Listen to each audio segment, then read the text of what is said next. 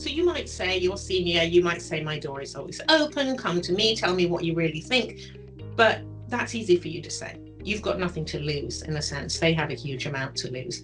So you have to demonstrate by your actions that you are willing to hear the very uncomfortable things and not try to brush them away or present a counter argument.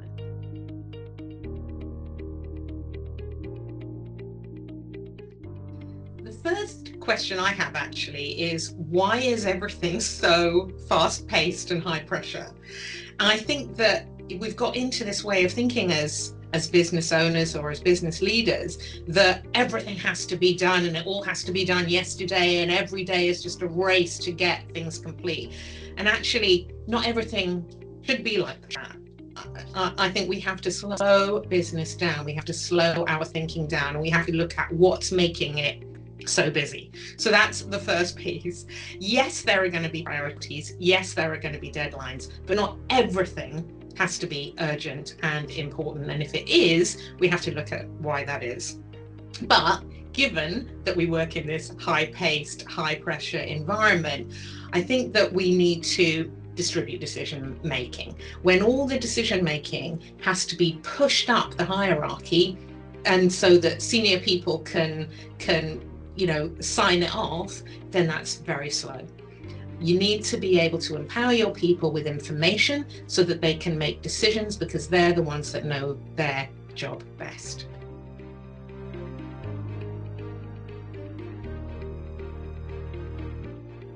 I think the most important quality that leaders need if they want to create inclusivity is they need to be willing to listen.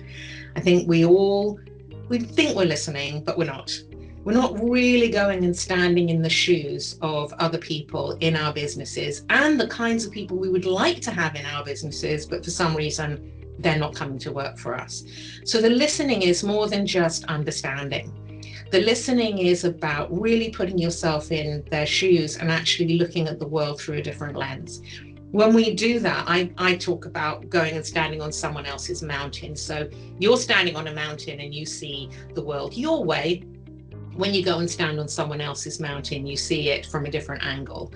And then all of a sudden you can start to see the barriers and the unintentional things that you're doing that's making it difficult for those people either to work for you in the first place or actually to bring their uniqueness to the job that you've brought them in to do. So go and stand on other people's mountains, really, really listen and start to see the world through their lens. And then together, you can come up with solutions for making the organization more inclusive to them and a whole variety of other people.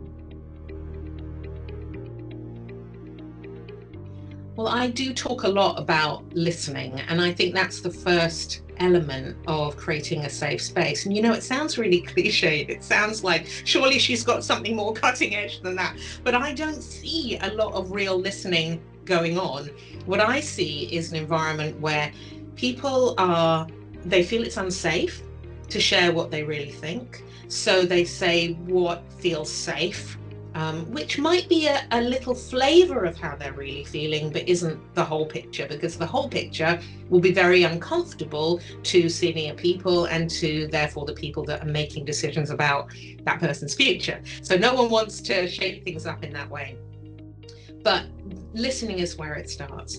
And the other element is to be aware of something called the power gradient, which is that it's a lot safer to speak your mind when you are senior to junior people than it is for junior people to speak their minds to senior people, because there's just more at stake for those junior people. So you might say you're senior, you might say my door is always open, come to me, tell me what you really think. But that's easy for you to say. You've got nothing to lose in a sense. They have a huge amount to lose. So you have to demonstrate by your actions that you are willing to hear the very uncomfortable things and not try to brush them away or present a counter argument, that you are willing to really hear what they're telling you and what's hard and sit with the discomfort that it may well be you that's making it hard for them.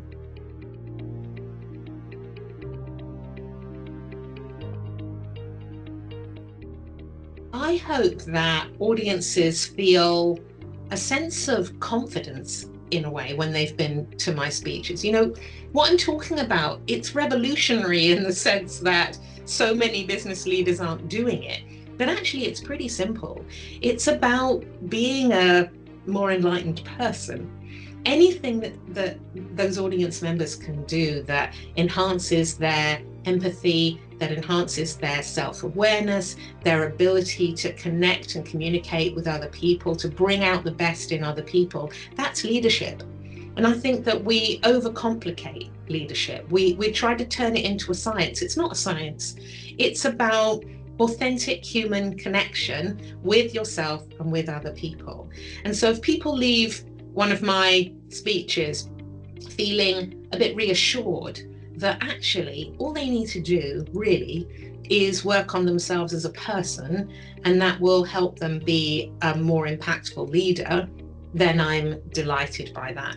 If, practically speaking, they listen a little harder, listen with a willingness to change their mind, if they look at the limits they're putting on their willingness to trust people and just loosen the reins a bit, and if they create an environment where they can bug fix solutions rather than needing solutions to be right first time, then that's the icing on the cake.